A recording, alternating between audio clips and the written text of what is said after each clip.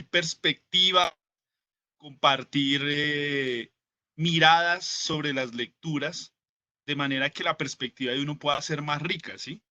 Y algo real, ¿no? La experiencia literaria conjunta es algo real. Hay veces uno se queda leyendo los libros uno solo y pues uno a veces se queda con esa impresión y cree que es la verdad o lo que el autor quería comunicar o incluso muchas veces el autor puede ser reinterpretado o decir cosas que ni él mismo se imaginó, ¿sí? Entonces es una maravilla poder compartir esas perspectivas con otras personas, ¿cierto? Y realmente me ha pasado con este libro, como lo veremos más adelante. ¿Listo? Bueno, entonces los 4 puntos de análisis que planteamos la vez pasada, con los que seguimos, son la locura, que es o el delirio, que es uno de los temas fundamentales del libro, ¿sí? Que fue el que desarrollamos la sesión pasada. El segundo es la violencia, ¿cierto? Hay muchas eh, dimensiones de la violencia en este libro y son permanentes, ¿sí? Y hoy vamos a hablar de esas dimensiones de la violencia que hay en la novela.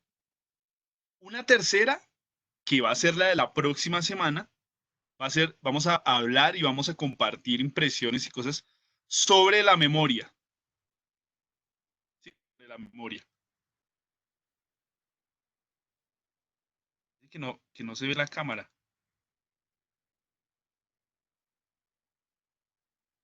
Sí, James, Eh, ¿Ya te se ve? estamos Ah, viendo. ok, ok, Sí, se ve. perdón. Y la cuarta, el tema de la verdad, ¿no? La verdad. Entonces, la verdad es un tema en esta novela, es una propuesta política, yo diría, y filosófica de la autora, pero eso lo desarrollaremos en la cuarta sesión, ¿cierto? Bueno, eso. Vamos a hablar entonces de lo que entre nosotros hablamos la vez pasada, que aquí tomamos atenta nota de lo que alcanzamos a escucharnos. Hubo unas intervenciones súper interesantes. La mayoría, yo diría, que dejaron un montón de elementos muy importantes para abordar esta novela, ¿sí? La locura, ¿no? Entonces hablamos del delirio, la gente que estaba participando la vez anterior hablaba del delirio como, primero, como un tema fisiológico, ¿no? Y después empezamos a hablar del delirio como una tergiversación de la realidad, ¿cierto? Como una falta de comunicación, decían algunos, ¿sí?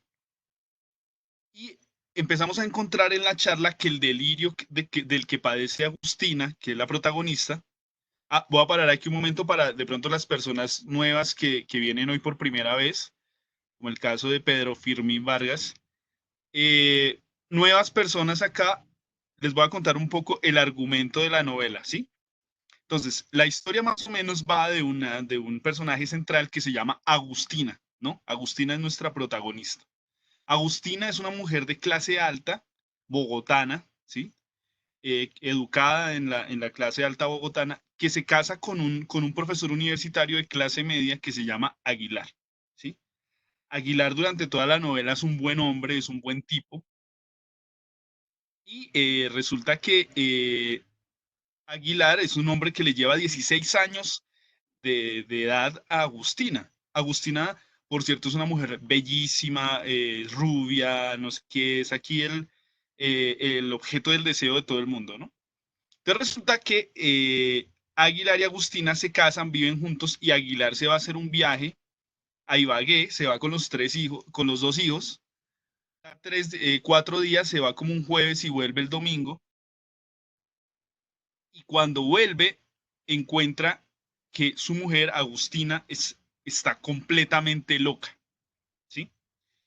Completamente loca es que tiene un montón de tazas llenas de agua en todo el apartamento, pero cuanto jarrón haya está lleno de agua porque ella dice que el lugar está muy contaminado, que el mundo está muy contaminado por mentiras, ¿sí? Y que es de una manera de purificar. Resulta que todo esto lo va narrando Aguilar y lo van narrando cuatro personas diferentes. O sea, la novela no tiene un solo narrador en tercera persona como de pronto estamos acostumbrados en literatura, sino que tiene varios narradores en varias direcciones, ¿no? Entonces está una narradora que es Agustina, que hace como una introspección, ¿sí? De su niñez y habla de su niñez. Un segundo narrador, que es un personaje que ella conoció, con el que tuvo además un cuento súper turbio, que se llama el Midas McAllister, ¿no? Midas McAllister es un personaje que llamamos hoy popularmente lavaperros, ¿no? Y es un personaje que en búsqueda de ascenso social, el tipo lo que se dedica es a lavarle los dólares a Pablo Escobar y se los lava a través de las familias de la alta sociedad bogotana que simplemente hacen una inversión en dinero y reciben rendimientos cada vez que coronan un cargamento, ¿sí? Entonces es un personaje muy particular porque es una voz muy fuerte en la novela porque él en sí tiene unas características, por ejemplo, la manera en que habla, ¿no? Y en la novela el permanentemente está, hable que hable con sus dichos, con sus apreciaciones, con sus palabras, con sus cosas, ¿sí? Y este personaje, Midas McAllister, está hablando permanentemente con Agustina. O sea, él, toda la novela está hablando con Agustina, ¿sí? Entonces, mientras Agustina está hablando consigo misma cuando es niña, o sea, está hablando desde el delirio que le da, que tiene algo que ver con la infancia, el Midas McAllister está hablando con Agustina. Hay otro personaje que es el que lleva la mayoría del hilo policíaco de la novela, que es Aguilar, que es el esposo de Agustina, que es el que narra todo. Pero Aguilar está en plan policía, sin ser policía, está en plan de novela negra, ¿sí? Y es que él quiere resolver, o sea, hay una intuición, y la intuición es que la locura de ella se soluciona o se mitiga encontrando la verdad, ¿sí? Hay un tema ahí que Aguilar lo intuye, y entonces toda esta búsqueda del pasado, hacia el pasado de Agustina, que la hace Aguilar, ¿sí? Es un acto de amor y él lo narra, y él lo narra, ¿sí?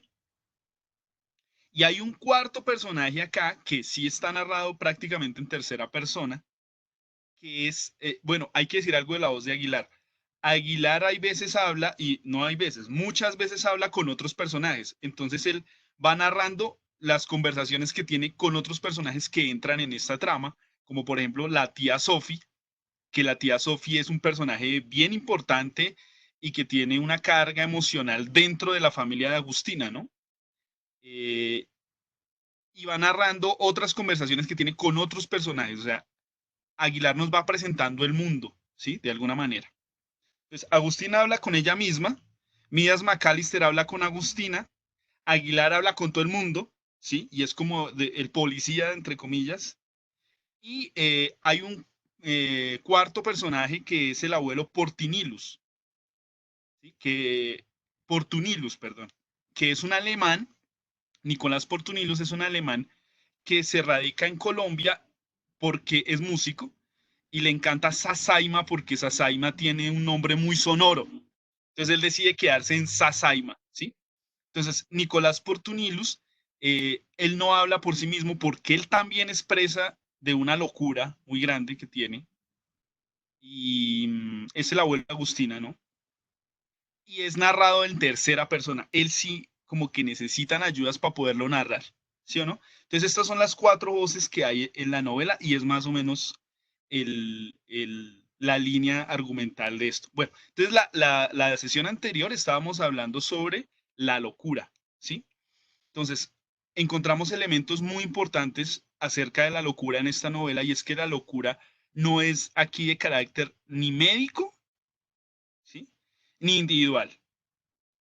O sea, la locura aquí es una locura social, ¿sí? Es una locura contagiosa, que hay muchos extractos del libro que lo mencionan, ¿no? Como que la locura, hablando de pandemias, es contagiosa, ¿sí? Y que la locura se contagia por el odio, básicamente. o es una de las frases que dice la tía Sofi cuando está hablando con Aguilar, ¿no? Que es una frase así muy clave. Es que tengo por acá la... Bueno, entonces esa es como una clave muy grande del libro. Hay una locura social, una locura colectiva, y hay una locura que tiene que ver con algo que está oculto. O sea, la locura aquí, de cierta manera, se genera por el ocultamiento. O sea, hay algo que está guardado, no sabemos muy bien qué es, sospechamos que es un tema familiar, ¿sí?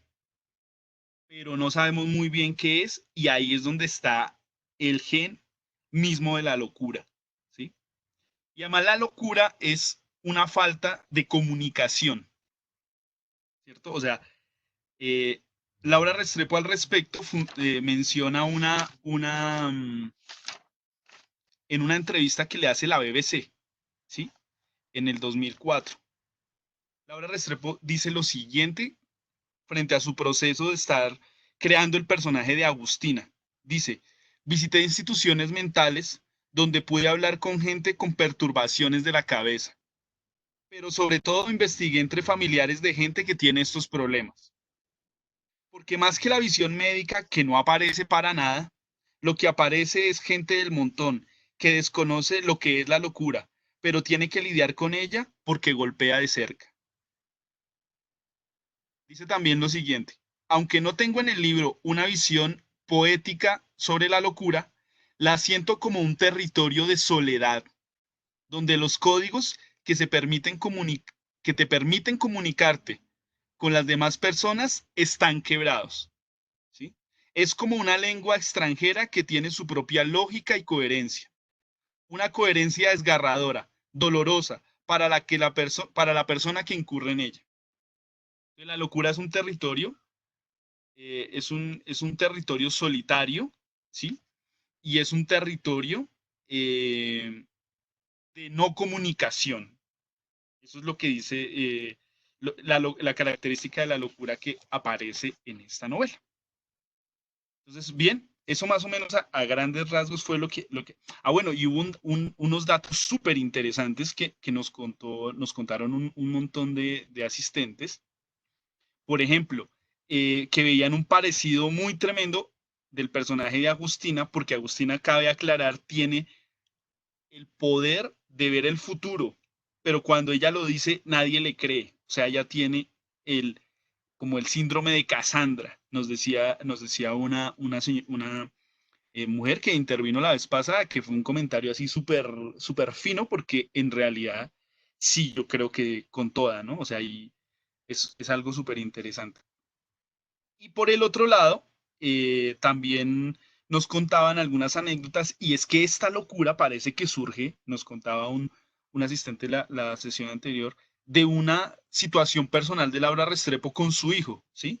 Porque hay una escena en la novela en la que Agustina le da con un esfero empieza a hacer círculos y círculos y círculos y círculos y círculos.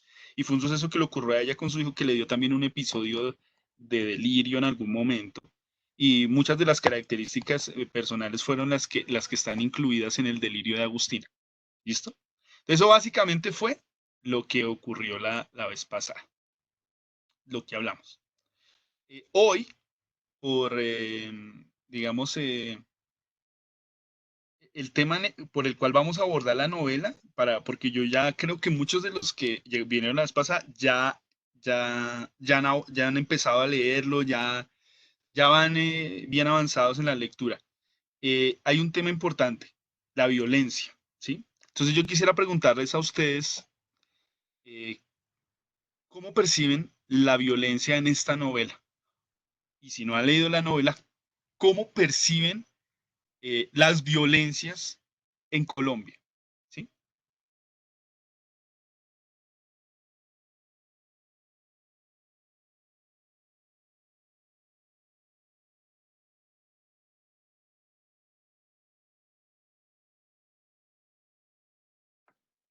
Veo a Armando que levantó la manito. No sé si le damos la palabra Sí, o claro, dale, tú me de una vas arma. diciendo. Gracias, Lidia. Armando, tienes el micrófono abierto. Buenas tardes a todos y todas. Respecto a la violencia, estoy leyendo hasta ahora la obra. No podría dar una visión completa de la violencia, pero sí Porta. apuntar a algo, que precisamente la violencia no lo podemos ver como un hecho pasajero, sino que detrás de cada hecho de violencia se presenta algo de nuestra cultura, algo de lo que somos nosotros mismos. Y eso es finalmente lo que tenemos que tener en cuenta. Como por ejemplo considerar la violencia de género. La violencia de género no es solamente golpes o insultos, sino también qué ideas nosotros tenemos de los demás, qué ideas nosotros manejamos del otro, precisamente. Es un problema de ciudadanía, finalmente, el de la violencia. Qué chévere. Oye, ¿tú nos puedes comentar algo sobre la violencia de género? ¿Cómo la ves tú en la novela?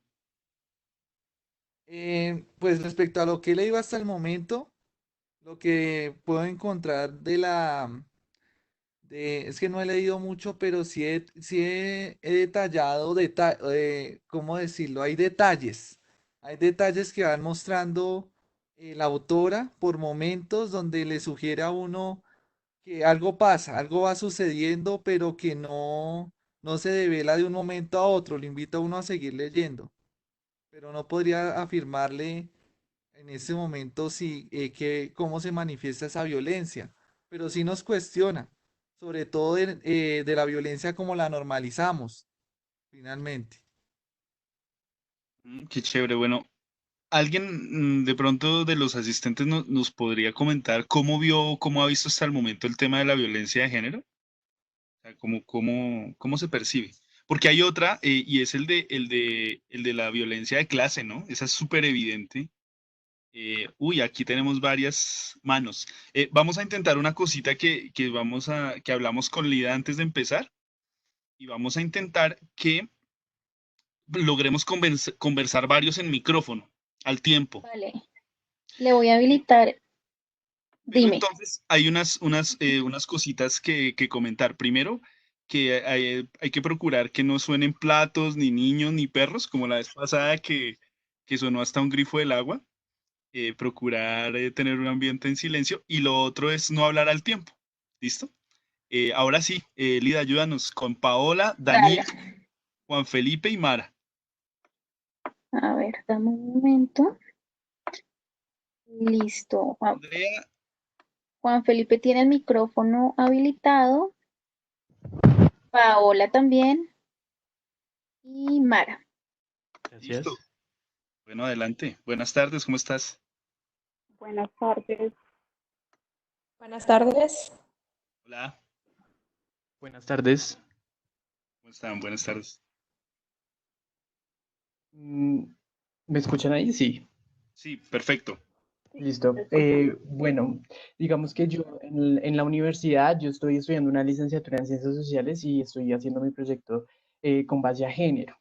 Entonces, mi aporte es muy pequeño y es que en la novela se evidencia como ese término de género precisamente con el poder.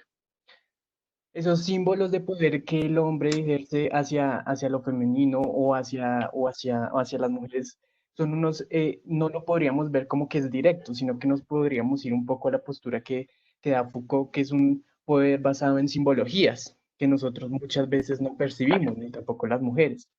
Entonces yo creo que eso también lo podemos ver un poco con pues el papel que juega el Midas y su relación con Agustina. Entonces, siento que ese poder, que no sé, es muy, muy sutil, pues se alcanza a percibir en la novela, pues precisamente en esas cosas que nosotros a veces los hombres damos como por sentados y ejercemos esos signos de poder hacia el cuerpo femenino. Pero tú en la novela no alcanzas a percibir algún momento en que uno diga como, hijo de pucha, esto es No, evidentemente, ¿sí? perdón. Por ejemplo, yo creo que hay dos formas de ver la violencia de género. Prácticamente en la parte, no recuerdo a la prostituta, pero a la trabajadora sexual que contratan, uno Midas. de los capos, Midas, Ah, de araña. Midas y, ajá, la araña. la araña la contrata y hasta no saciar su desviación por hacerla sentir dolor físico y terminan matándola, pues, y la sacan. Y de hecho, en torno a ese homicidio es que se descubre toda la red que hay entre el narcotráfico y el gimnasio donde trabaja Mías McAllister. Entonces, pues la violencia de género y la violencia física está retratada en esa forma, digamos, directa. Y pues el micropoder de Foucault, en que, por ejemplo, este momento en el que es tan violento en la familia de la protagonista, ay, se me olvidó el nombre, Agustina. de Agustina, en donde el papá de ella golpea al hermano y todas las mujeres tienen que quedarse expectantes frente a esa violencia. Y realmente el papel de las mujeres en la familia siempre es secundario. Y la madre de Agustina tiene que estar a la espera, sometida a que el padre vuelva, y tolerar todo lo que sucede. Y es muy trágica la situación cuando ella espera, o sea, el hermano de ella espera que la madre se ponga de parte de su lado porque es la madre, y no, tiene que, o sea, el patriarcado prima por encima de todo y la madre tiene que estar del lado del padre. Entonces, como esa estructura social en la que nos dicen la familia es ese espacio privado donde el padre es el que manda, la madre y las mujeres obedecen. Y mira, y eso tiene mucho que ver con lo que nos está contando aquí por chat Milena. Milena nos dice, no puedo hablar a través del micrófono porque estoy con mi hijo, pero el tema de la violencia de género considero que está muy marcado en la relación del padre con Agustina, pero sobre todo en la homofobia con su hermano Vichy. No sé qué opinan los que tenemos habilitados el micrófono. ¿Puedo hacer un comentario? Claro, por supuesto. Entonces, yo veo el tema de la violencia planteado en varios niveles, como ya lo mencionaron ahorita los participantes. A nivel personal, Agustina, ¿cómo ve esa falta de cariño del papá? Que es una lucha constante por obtener la aprobación del papá, que realmente nosotros nunca vemos una acción del padre hacia ella, pero el sentimiento de ella hacia él sí. Después está el tema de la violencia familiar, que es obvio con el caso del hermanito, el Vichy, que siempre ha sido violentado por el papá, y que Agustina lo ve o lo siente en lo más hondo de sus huesos, ¿no?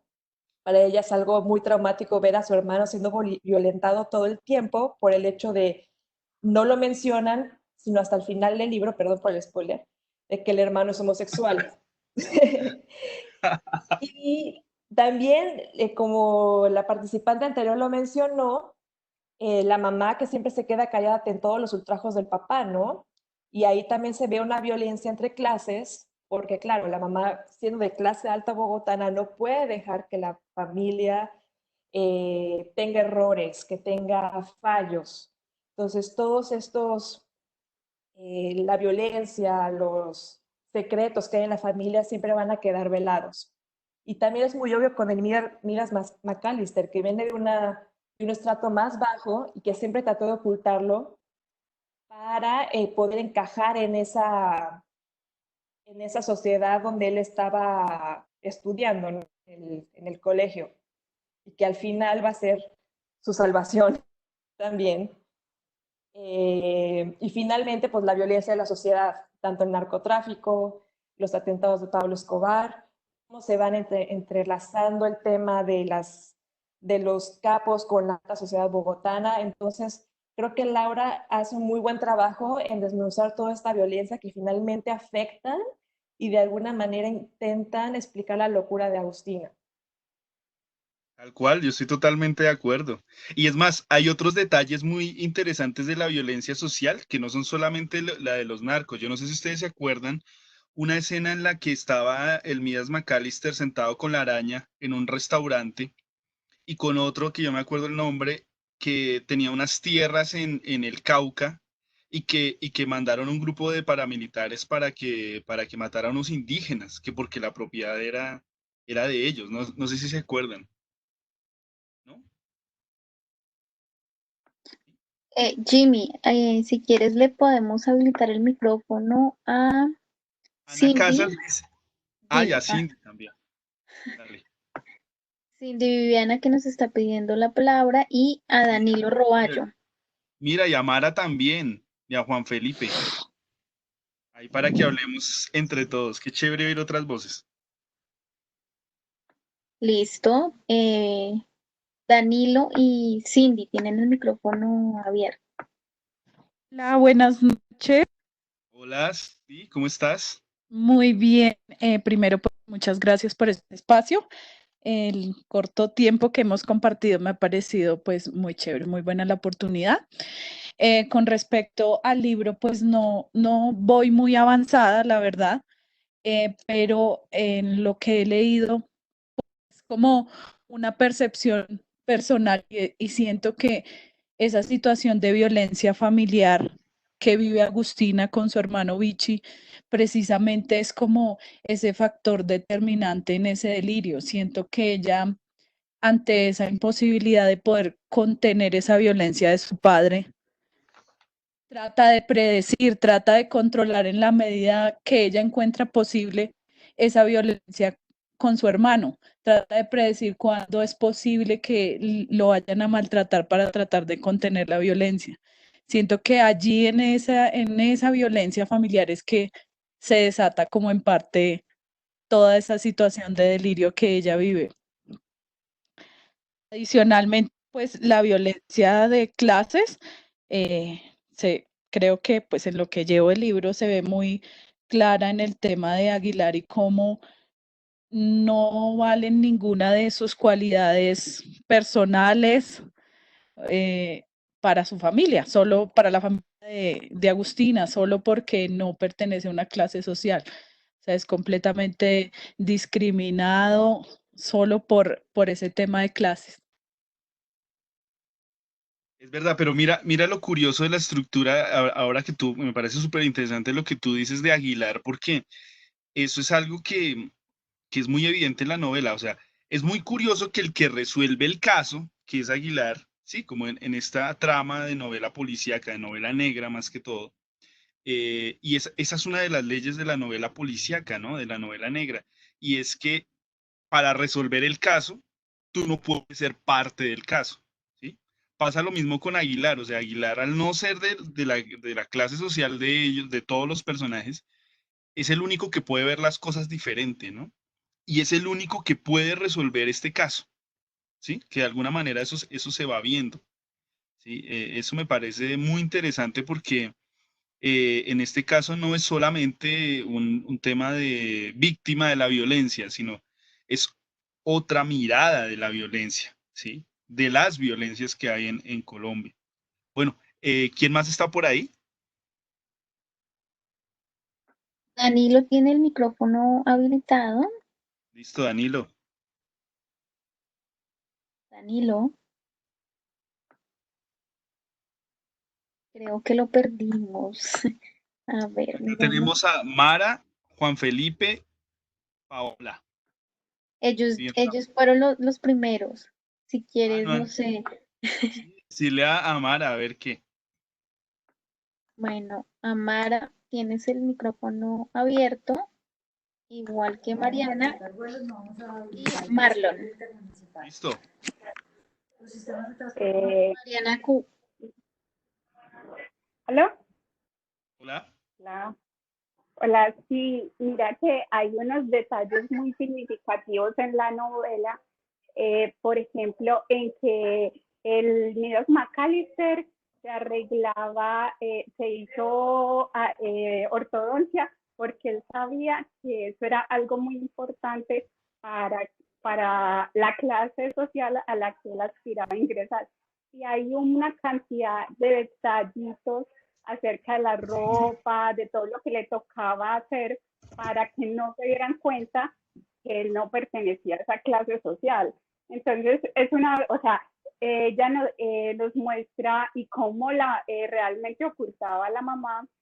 Entonces, y a la final, pues ahí el spoiler también, a la final terminan pues con ella y como en esos detalles tan pequeños se ve un trauma de una persona que termina siendo parte de una red de narcotráfico y termina mostrándonos otra cara de la violencia porque siempre pensamos o sea, que como que hay un fantasma oculto detrás de todas esas redes de violencia que pues, que no están dentro de nuestra sociedad, sino que eso sería algo exterior.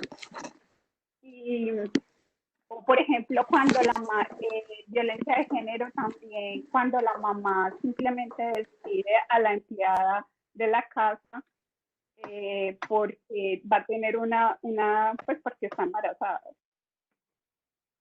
Cosas tan, o sea, detalles en los que se notan las violencias de clase y de género que están arraigadas en la sociedad y en la sociedad bogotana también. Sí, no, es evidente, eso sí es súper evidente. Pero además una violencia entre ellos mismos, ¿no? Porque ellos mismos también se van como eliminando entre ellos, ¿no? Se van como excluyendo. Es una clase que excluye, pero entre ellos mismos también se excluyen, ¿no? Porque, por ejemplo, a Vichy lo excluían, a Agustina también lo excluían tremendamente, pues por todo, ¿no? O sea, hay que de todas maneras tener un canon de lo que debe ser y lo demás fuera. ¿Sí? Eso es algo muy... Bueno, ¿alguien más que nos quiera aportar? Sí, Gilbert Montero nos está pidiendo. Gilbert desde hace rato. Sí, ya lo habilitamos. Gilbert, Aló, ¿me escuchan? Sí, sí, señor. perfecto. Buenas noches a todos. Bueno, yo voy a la mitad del libro y realmente ligo o ligué las dos palabras de libro y violencia, que es el taller del día de hoy, y me parece impresionante de que en el libro se ve no solo la violencia física, sino uno piensa también desde la violencia del maltrato, del pegar, pero veo el libro como violencia verbal, sexual, también económica, cultural sobre todo, y ligo la violencia como algo de herencia, algo generacional, eh, de cómo este delirio de otros y el de nuestros seres más queridos nos hacen como perder esa cordura y nos hacen como quebrar en la razón, me parece a mí. En parte veo dos tipos de violencia, uno el de las clases sociales que está marcado, el otro el de la droga y como nosotros como de ciudad, como toda esa violencia también desde la parte de ciudad, nos vemos inmersos, ¿no? Con las bombas, con todo lo que pasó con Pablo Escobar y que piensan que esa violencia es de afuera. ¿Sí? Todos los acontecimientos de violencia, no física, sino de violencia psicológica, que muchas veces Agustina le hace a Aguilar cuando se le presenta a su papá después de muerto, que lo quiere echar de la casa, a también a la tía Sophie y demás. Entonces creo que esa violencia psicológica es bastante fuerte en el libro. Es muy fuerte. Yo también estoy súper de acuerdo. Es súper fuerte. Es muy fuerte la violencia de todo tipo, ¿no? Se siente, se percibe en el ambiente prácticamente. Y todo el tiempo, ¿no? Por ejemplo, hay sucesos, detalles mínimos. Ejemplo, por ejemplo, la araña se sentaba a comer con los escoltas, ¿no? Pero eso estaba muy mal visto desde las élites, porque imagínense, comer con los escoltas, eso sí que es una cosa de mal gusto, ¿no? Y todo el tiempo ocurren sucesos violentos, o sea, simplemente a veces la descripción de la escena de una calle, ¿no? O la situación de un personaje como la chica que es recepcionista en el hotel donde Aguilar va a preguntar por, pues, por la habitación 413, ¿no? Que fue donde encontró a Agustina. Bueno, ¿alguien más? Sí, Jimmy, tenemos a Danilo Roballo, Fabiana Cero. De una.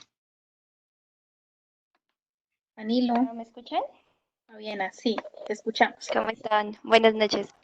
Bueno, ante el tema de la violencia, yo quería aportar que pues es una realidad vivida para todos y que pues siendo un poquito, no sé, como más objetiva, sin haber leído el libro, creo que también Laura Restrepo hace un tipo de resistencia como mujer en su escrito y nos hace ver la realidad como desde una narrativa pues que nos afecta, que es contextual, ¿no? Y que es diaria, es algo que vivimos así, leamos el libro o no, subiéndonos a un bus o en esto que ya es la violencia como normalizada, como lo decía un compañero.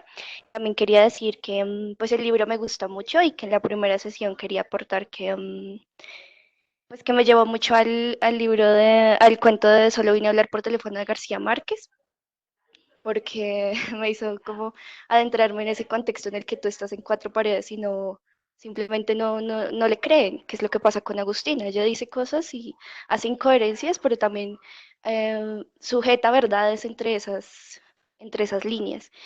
A mí me gustó mucho, es una muy buena novela de Laura Restrepo, así que pues sí, también la violencia intrafamiliar, que es una constante en el libro. Sí, mira lo que dice aquí Ana Casas, que es súper clave. Dice, a la tía Sofi también la excluían, ¿no? O sea, los mecanismos de exclusión son, ahí van para todo el mundo. Y si uno se pone a mirar, bueno, Colombia es eso, ¿no? Colombia es todos los días ese tipo de violencias, de exclusiones, de políticas para uno, pero para otros no, porque eso se ve feo. Y ahorita mismo, en tiempos de pandemia, pues imagínese todo lo que se ha venido a desnudar de nosotros, ¿no? Bueno, eh, María Clemencia desde hace rato está que quiere opinar y nosotros como que no le hemos dado la palabra. Ya, María dame un Clemencia García momento. Montes.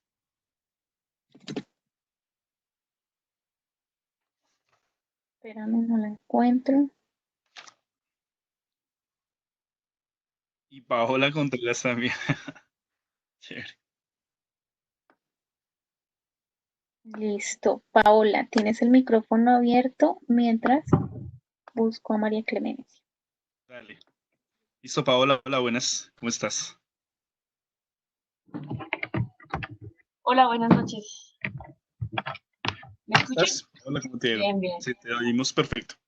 Bueno, quería hablar de varios aspectos que ya han tocado, pero para no entrar en la repetición, hablar un poco sobre eh, el modo en que también discriminan a la tía Sophie, que del mismo modo también en el mismo texto dice que, bueno, Aguilar se hace la pregunta, que Agustina también fue desterrada como de esa clase alta por decidir su vida, hacer su vida con un hombre como Aguilar, que la forma en cómo lo describían, como estaba mal vestido, bueno, usted prefirió esa vida, pues entonces váyase. Y luego entender el por qué la tía Sophie también es desterrada, pero pues también sería un poco de spoiler porque se debe a la infidelidad que tiene bueno, la tía Sophie que entender desde un momento que la familia del señor, ¿cómo es que se llama? Carlos Vicente. Del señor Carlos Vicente le abre las puertas como de un modo para que cuide los chicos, que cuide los niños. Viene siendo como en la versión de la madre. Pues la esposa del señor Carlos Vicente solo es una figura, pero la que cocina, la que los cuida, la que está atenta de los chicos es la tía Sofía. Eh, recuerden que, bueno, hay una parte en que Agustina habla del ritual con el bichi, cuando son los llamados para predecir cuándo el papá le va a golpear, que tienden la manta y sobre la manta ponen las fotografías, pero nunca sabemos cuáles son las fotografías y luego más adelante nos vamos a enterar de que son las fotos desnudas de la tía Sophie que encuentra Agustina en el estudio del papá. Y pues después de que se da como el escándalo que se sabe todo, ahí es el momento en que la tía Sophie también es desterrada y en el momento en que se evidencia la violencia de Agustina verbal hacia su esposo Aguilar, es cuando ella como o que recuerda o recapacita el por qué el odio hacia su tía, porque ella es como la que le destruyó el ideal de familia que tenía, porque para bien o para mal Agustina amaba como esa apariencia que vivía su familia y su mundo, hasta que, pues, hasta que el bichi revela todo, pero en últimas la culpable es la tía Sofía. Pero fíjate que tú dices, hay un elemento súper interesante en lo que tú mencionas y es el tema de la cultura, o sea, perdón, de la mitología, ¿no? De los símbolos, de lo simbólico. O sea, de alguna manera uno siempre ve que lo simbólico es una resistencia a la violencia, lo simbólico es una resistencia a, a la, a la mentira, es una resistencia, ¿no? Entonces, de alguna manera, yo sí siento que el poder de predecir de Agustina, así nadie lo crea, o sea, nadie de los personajes que hay en la novela creen realmente en los poderes de Agustina, así medio sean ciertos, ¿sí? Pero de alguna manera, yo sí creo que la locura, la evasión del mundo es una respuesta de resistencia contra un mundo que no me acepta, no me reconoce, ¿cierto? Entonces, ¿yo qué? Pues me hago el loco.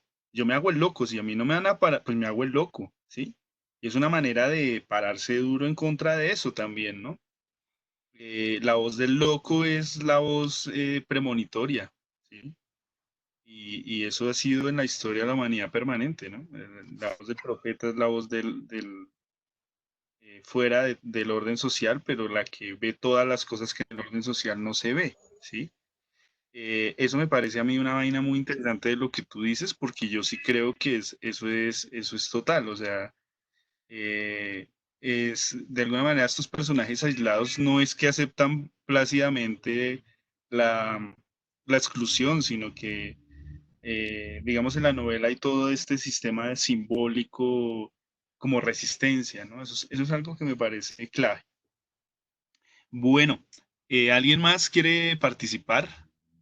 Mira, tenemos a María Clemencia y a Sí, Ángela López. Y Ángela López. de una. María Clemencia, Hola, ¿me escuchan? ¿Sí? te escuchamos. Bueno, pues yo no puedo dar como unos apuntes tan puntuales sobre el libro porque realmente lo leí hace mucho tiempo, pero pues sí me han remitido como a otras lecturas que he hecho y a un análisis que había escrito y que quería pues como compartirles, que dice así, pues me voy a tomar como el atrevimiento de leerlo. Colombia también es una especie de delirio que vive con atisbos de locura y de realidad, así como la autora juega con la mente de los lectores con un estilo narrativo que complejiza el relato. En nuestro país hay quienes se han encargado de escribir una historia violenta que ha derivado en una locura colectiva que nos perturba a diario. Entonces, pues quería como compartir eso. Varios de los comentarios que han hecho con respecto a la época de la mafia, de Pablo Escobar, pues y todo eso, como de la violencia que se da en contra de ciertos personajes, de los niños, de la mujer, me remite también a otro libro, pues que pienso que también es un espacio como para compartir, que es el de El cielo a tiros, de Jorge Franco. Entonces quería pues compartir eso. Ay, mira que hablando, ¿estás ahí, María Clemencia? Sí, acá estoy. Bueno, mira, hablando de ese tema que tú estás mencionando, hay una novela ahorita muy interesante, recién salida, no, salió en el 2016, pero pues más o menos el tema es reciente, que la escribió Gilmer Mesa, se La llama cuadra. La Cuadra. Es Sí, otra no, mirada también muy diferente. es muy interesante y además él tiene unas frases, pienso yo, como contundentes también. No recuerdo muy bien precisamente cuál era, pero algo así como que ellos eran unos intelectuales de esquina o algo así por el estilo, porque son unas frases súper bien como desarrolladas, pero a partir precisamente de la filosofía y del análisis popular, que es en Medellín. Entonces sí, Pero fíjate que ese análisis sí es muy diferente al de Jorge Franco, ¿no? Porque es que, claro. o sea, es que uno a veces se da cuenta que la violencia la historia, perdón, de la violencia en Medellín y en muchos otros lados está contados por la élite, ¿no? Está contado por los escritores de élite, no están contados pues por todo el mundo, ¿no? Y esta novela me gusta que está contada por alguien que no es de la élite, o sea, Uno sabe que a pesar de que Jorge Franco pudo haber vivido como espectador esa violencia narcotraficante, no la vivió de la misma manera que la vivían pues la gente que estaba implicada como testigo, ¿no? Esa novela me pareció increíble. Pues, o sea, hay unos pedazos que sí son, uy, no, terrible. Yo no me los aguanté mucho, pero es una novela muy interesante, vale mucho la pena leerla, ¿no? Bueno, muchas gracias, María Clemencia, chévere. Aló, Uh, hola Jimmy, ¿cómo vas? Hola a todos, hola, ¿me escuchan bien? perfecto. Bueno, digamos que yo tampoco he leído, digamos que de una manera avanzada el libro. Sin embargo, creo que el tema de la violencia considero que es un acto que le produce a una persona como la satisfacción o la creencia en su mente que puede dominar a alguien o imponer algo sobre alguien. Creo que la violencia se ve, de hecho, desde el primer párrafo escrito en el libro, digamos que abro comillas, cuando comienza el libro y dice, supe que había sucedido algo irreparable en el momento en que un hombre me abrió la puerta de esa habitación del hotel y vi a mi mujer sentada al fondo.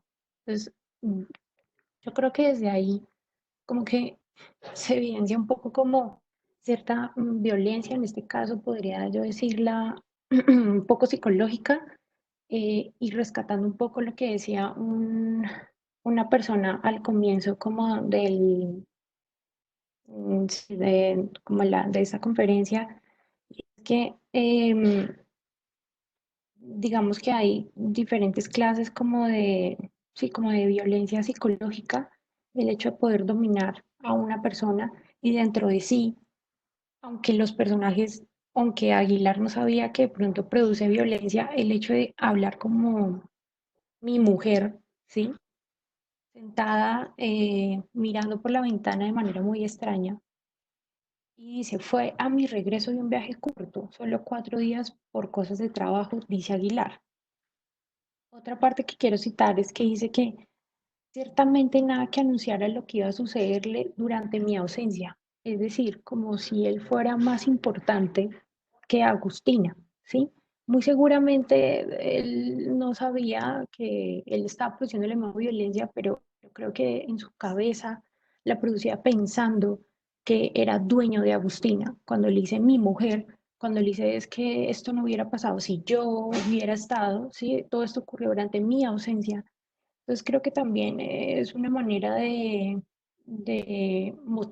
mostrar la violencia en el libro y creo que se evidencia desde este primer párrafo del libro. Paola, y eso yo creo que es muy, muy, muy fuerte porque es Ángela, que, Ángela, Ángela, qué pena. no, no te preocupes. Agustina es el objeto del deseo, ¿no? Es un objeto. O sea, si uno se mira Exacto. la novela, es un objeto permanente. O sea, ella no. Todo el Sí, mundo habla de ella, habla por ella, la quieren tener. O sea, es como una cosa ahí. sí, de acuerdo. Y adicional, no solo eso, sino que creo que también la violencia, digamos que se refleja acá cuando, cuando sí puede que la ame y todo, pero creo que la siente menos porque bajea. Por ejemplo, hablo del primer párrafo, es que desde el primer párrafo se ve. Y ahí dice, por ejemplo, bueno, dice, ciertamente nada que anunciara lo que iba a sucederle durante mi ausencia, salvo sus propias premoniciones, claro está. Sí, como quien dice ella, como metida en su mundo, como metida en sus locuras, como, no importa lo que ella dice, no importa lo que ella piense, ¿sí? Es mi mujer y no le hubiera pasado esto si Cuando yo ella hubiera dice, estado yo ahí. no sé si tú te acuerdas que ella habla en un momento de la plata. Entonces ella dice que Ujú. es totalmente inútil para buscar dinero o algo así. O sea, nació para ser ama de casa y ya, fin. Exactamente, entonces digamos que particularmente el tema de la violencia, creo que muy seguramente de pronto este personaje Aguilar en su cabeza eh, no sabe que el hecho de llamarla mi mujer, el hecho de decir esto no hubiera pasado si yo hubiera estado, sí, esto pasó durante mi ausencia, ¿sí? Como cierta superioridad sobre Agustina. Considero que eso es un tipo de violencia, ¿sí? Pero Mm, yo te hago una pregunta, o sea, ya que dime. pusiste el tema que me parece un tema fundamental. em, ¿Cómo es que esto lo haya escrito una mujer?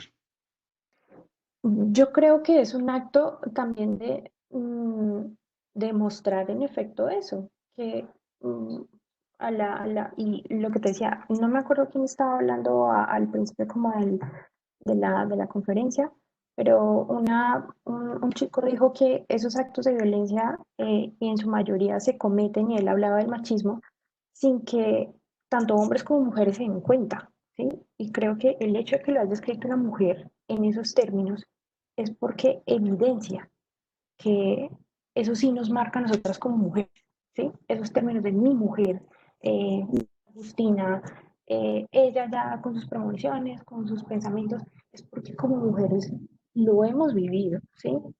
Cuando dice, ay, bueno, sí, deje que hable y que eche cantaleta.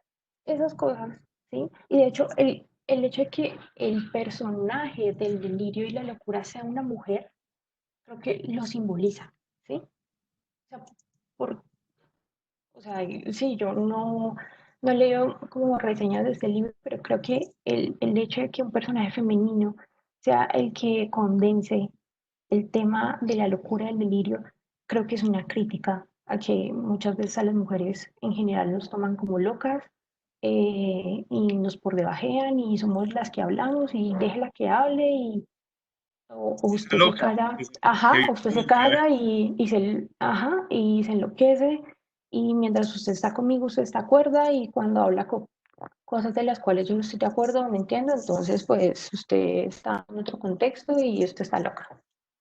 Entonces, me parece como muy interesante que una mujer lo haya evidenciado y que lo haya escrito, porque creo que son palabras que cuando uno lee como mujer, pues uno sí las nota, ¿sí? Desde el primer párrafo. Creo ¿Quieres que es saber muy evidente. quieres saber qué dice Laura Restrepo sobre la construcción de Aguilar? Sí, perfecto, me gustaría. Dale, mira, esta la dio en la entrevista esa famosa de la BBC, que fueron como dos. Bueno, dice, Aguilar me dio mucha lata. Me costó mucho armarlo porque no parece haber en la literatura ni en la sociedad contemporánea el lenguaje adecuado para hablar de la bondad. Es que la sociedad está llena de gente buena, pero la bondad parece una virtud en desuso, como si hubiera una aura cursi alrededor de ella que hace que no la busquemos más, pues nos parece fronteriza con la tontería. Hace tiempo que no escucho a una amiga que me diga que busca un hombre bueno para casarse, o que el colegio le digan a los niños que hay que ser buenos, como si eso estuviera pasado de moda.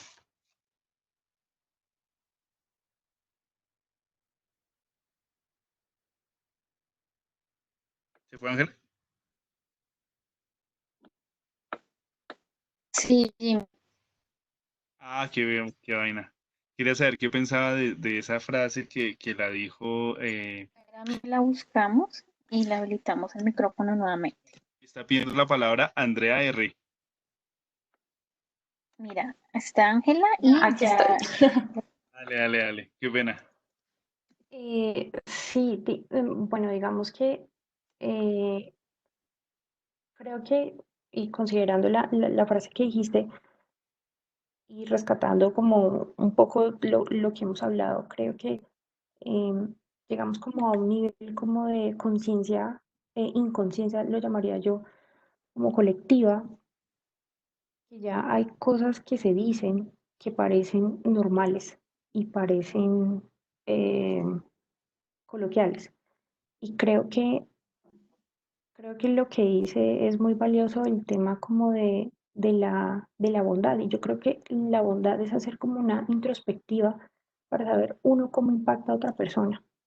Creo que a eso ella se refiere también con el tema de la bondad. Cuando uno piensa en el otro, todo lo que uno va a hacer, cómo repercute a los otros. No, y si tú miras, Eh, qué pena te interrumpo, si tú miras, no, tranquilo. es un personaje, es un personaje que no es como todos los demás hombres de la novela, si uno lo mira. O sea, porque pues los demás son malos. Realmente son unos tipos temibles, ¿no? Todos, yo creo, no hay uno que se salve, pues salvo Vichy.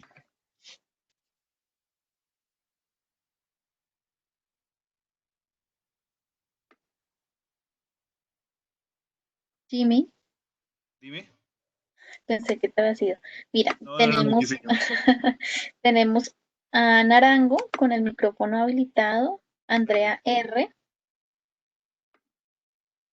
Ana. ¿Listo? Sí, bueno, muy buenas noches. Hola, ¿cómo estás? Buena. Vengo por primera vez a este espacio. La vez pasada no llegué a tiempo, entonces no pude entrar, pero me parece encantador lo que he escuchado. Quería referirme a un tipo de violencia que se puede mirar desde una perspectiva estética. Se ha hablado de la violencia desde la perspectiva sociológica, psicológica, pero yo creo que esto también vale la pena rescatarlo. Hay en la obra una relación con el espacio, con los lugares, también con el olor, el orden, los modales, las categorías de los objetos, y esto va construyendo toda una vía de segregación, de exclusión de un otro que se ve como extraño, que siendo próximo, y mientras más próximo esté, atemoriza. Entonces, por ejemplo, es el otro del desorden, de la acechanza, de los pobres que no tienen casa, de los pobres que están afuera, que vienen de otras regiones, del eje cafetero, del Caquetá, etcétera, y que son distintos de lo que hay allí en Sasaima, ¿cierto? Una Sasaima idealizada en términos de un espacio que refleja algo, algo muy íntimo, pero que tiene que ver con este asunto de un olor limpio, incluso relacionado con el olor del padre, que dice Agustina que es un olor de un hombre exacto. Y está entonces estas personas que son ladrones, que roban, que piden, que compara con los leprosos, pero además dice que a los leprosos se les cae el cuerpo por pedazos. Pero también debemos recordar que los leprosos nos ponen en el riesgo de contagiarnos. A mí me parece que hay allí un asunto metafórico de lo amenazante que puede ser para una clase social la proximidad de ese otro que, reconociéndolo, sin embargo, se convierte en algo completamente amenazante. Entonces encuentro muchos detalles en la obra que tienen estas descripciones que me parecen hermosísimos, y creo que valía la pena resaltar también esa lectura de lo estético. Muchas gracias. Muchísimas gracias, gracias. Eso me parece, no, increíble. Sí, eso es verdad. Uno hay veces no o sea, yo por lo menos no soy tan, pero sí ahora en este momento recuerdo, por ejemplo, escenas que ella escribe de Bogotá, ¿no? Que son así, sí, lo que tú dices, sucia, como violenta, como cuando él va a pasar una calle, entonces, no, o sea, sí, es en el espacio mismo, no puede parquear porque tal cosa, un tinto vale tanto, uy, no, güey, interesantísimo, de verdad. Otra persona que nos quiera colaborar,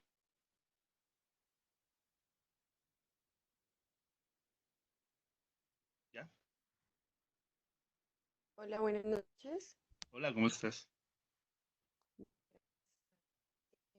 puedo- Yo no estoy tan adelantada en la obra, pero con respecto a lo que decía sobre la bondad, siento yo que la bondad se ha perdido por la misma violencia que se genera, eh, así sea que uno no tenga la intención de generarla. Todos tenemos una coraza, entonces todos somos obligados a, a tener una coraza y a ser cierta persona, porque si tú muestras ante la sociedad lo que tú sientes, eh, los pensamientos, tus o tus debilidades, hacer que la sociedad genere violencia hacia ti. Y siento que cualquier trastorno mental eh, que hay, siempre va a haber o sea, siempre va a estar ligado fuertemente hacia una violencia, cualquier tipo de violencia.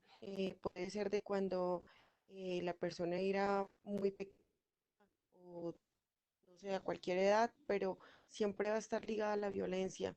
La bondad ya es muy difícil encontrarla y plasmarla en un personaje es bastante complicado porque como todos nosotros como lectores ya tenemos una coraza, em, al ver que alguien quiere plasmar su bondad eh, narrándola a través de un personaje, podemos hacerlo de otra manera. Yo siento que es muy difícil un autor que pueda plasmar eso, la bondad en una obra. Bueno, muy chévere. Bueno, entonces ya yo creo que vamos recogiendo las últimas intervenciones y les agradezco muchísimo que me hayan ayudado mucho a pensar esta obra, a reflexionar esta obra y han salido elementos súper interesantes. Bueno, ¿quiénes faltan? Faltan, aquí tiene la mano Paola, Claudia, Ángela y Paola. Claudia, tienes el micrófono abierto. Ok, hola. Hola. Pues digamos que mi intervención es respecto a, tú hablabas al principio sobre los tipos de violencia que habían y pues yo puedo hablar sobre ese pequeño fragmento donde hablaban sobre la marcha estudiantil que creo que fue de 1990. ¿Sí estoy bien? Mm, de golpe sí, pero no sé. ¿Será el 91, la séptima papeleta? Dime. ¿Será la séptima papeleta? ¿Será la de...? Creo que sí. Bueno, la verdad no estoy segura. La cosa es que me causó mucha curiosidad, pues porque soy de universidad pública y pues he tenido que vivir todas esas marchas y es horrible. Y el hecho de que ese tipo de cosas estuvieran pasando desde tan allá hace que me haga pensar como que este país en realidad no ha avanzado en lo absoluto en términos de represión, digámoslo así, y en términos de escuchar lo que los estudiantes están pidiendo, ¿no? Entonces eso fue pues súper loco y pues me hizo averiguar. Y entonces busqué masacre estudiantil colombiana y me aparecieron de un montón de años. Entonces me apareció de 1954 y del 90 y de un montón de cosas así, todas como escabrosas. Y entonces no podía creerlo. Y ya, solo es eso. Oh, gracias, muchas gracias. Bueno. ¿Quién sigue? No, ya todas las manos están abajo. Sí, estaba mirando, por ahí Ah, no, estaba mira.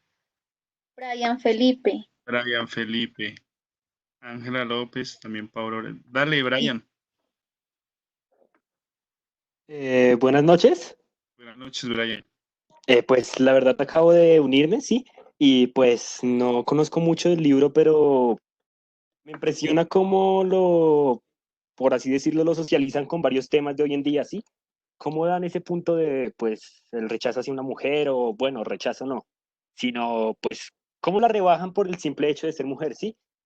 Y pues también me asombra más el cómo describen a Bogotá. No es la primera vez que encuentro un autor, ¿sí? Que describe a Bogotá de esa manera así fría y cruda y bueno. Pero pues, no sé, esto es un libro como que ah, se apega mucho a lo que hoy en día es la realidad, ¿sí? A cómo el hombre es el que lleva pues su poder y su voz arriba y su voto, ¿sí? Y pues cómo la mujer tiene que pelear y luchar para llegar a ser reconocida. Y pues sí. Bueno, muchas gracias, Brian. Em, ya, yo creo que Claudia Rodríguez, ¿no? Claudia participó ahorita. Ah, ok, Lo es que que pasa es que a veces dejan la les quedó manito la mano levantada. levantada. Sí. Ah, bueno, vale. Sí.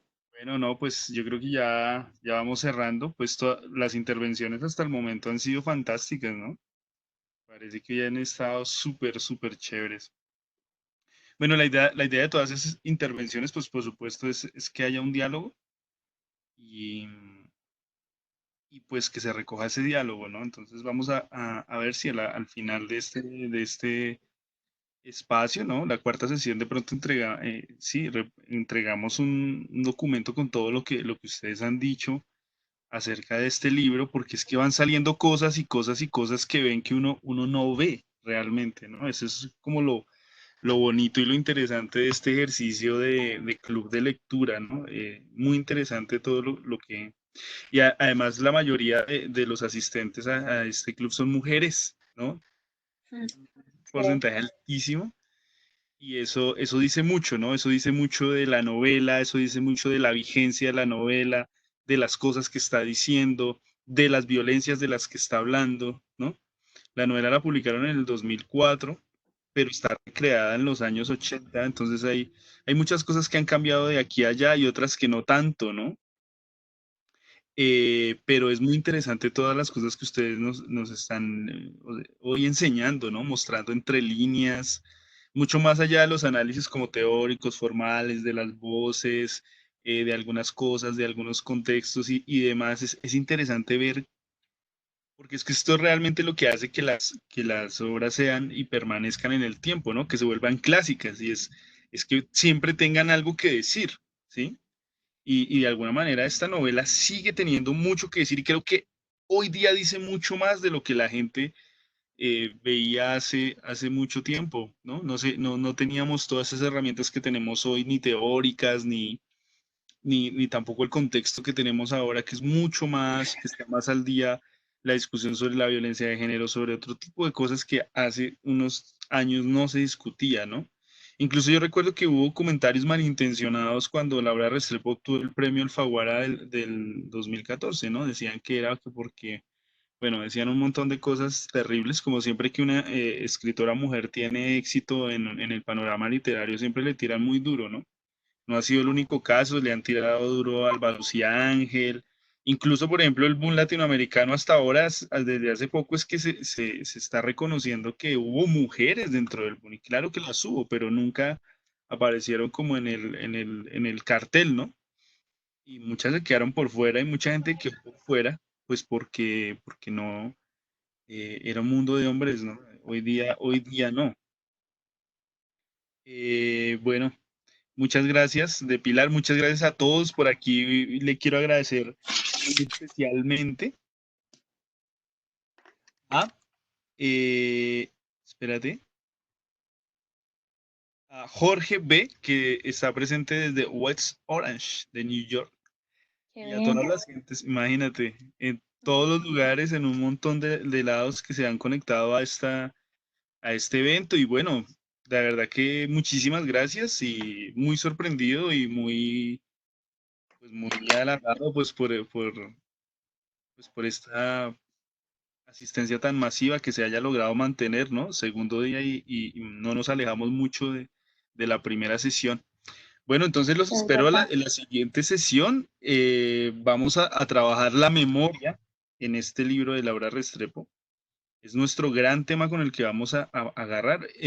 Los que vienen leyendo el libro en orden de sesión, la próxima vez vamos hasta la página 300.